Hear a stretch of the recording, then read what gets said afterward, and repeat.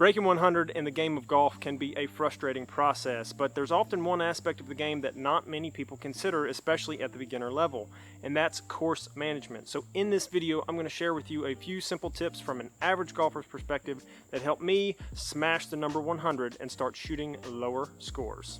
What's going on, everybody? My name is Jake, and here at my channel Rough Golf, I like to provide the average golfer with tips, tricks, and product reviews to help better your game and to do so affordably. Now, if that sounds like something you may be interested in, consider subscribing so that you don't miss a minute of the action. Tip number one from the tee box is to consider wind direction. Which way is the wind blowing? How hard is it blowing? Is it left to right to left, back to front? All of this is going to impact where your ball goes, how much it spins, so on and so forth. So you really need to be considering that when you are out on the tee box. And a tip that you can do to find wind direction that's pretty easy is just to grab a little tuft of grass and throw it up in the air, and you can easily see which way the wind is drifting. Now, I would not do that in a competition play, but if you're just out with a bunch of friends, that's an easy way to tell which way the wind is going. Another thing I want you to consider is the previous day's weather. Was it rainy? Was it cold? Has it been dry for a while? All of these things are going to impact how the ball bounces and rolls out when it lands. If it's been wet, it likely isn't going to travel as far.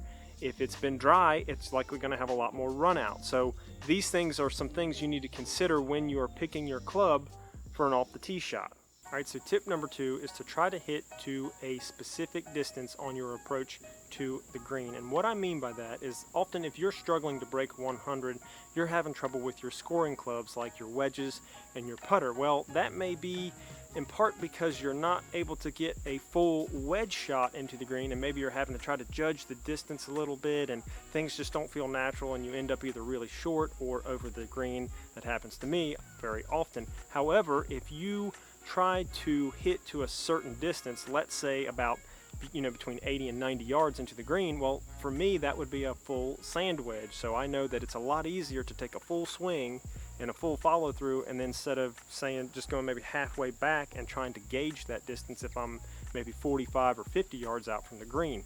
So hitting to a good second shot distance is going to get you in a position to score better. Now, if you guys are enjoying this video so far, then smack that like button, as I would really appreciate it. The last tip I have for you deals with putting. Now, basically you need to remove the idea of making a 12 or 15 foot par and start thinking about making a 1 to 3 foot bogey.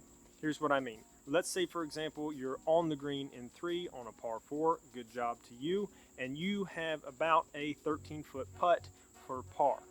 You need to manage your expectations and not try to aggressively go for the putt and then miss it and be 5, 6, or more feet away from the hole on your return putt. This happens to a lot of people, especially when you're just starting out. I know it's exciting and you want to do well, but you need to start managing your expectations and start thinking about, hey, why don't I get close 1 to 3 feet, and then I'll make that return putt, which is bogey. Even if I make 18 bogeys in a row, I'm still going to be under 100, which is the end goal, breaking 100. If you haven't seen some of my other tips videos to help you break 100, then you can check those out here. Thank you so much for watching, and as always, guys, keep on swinging.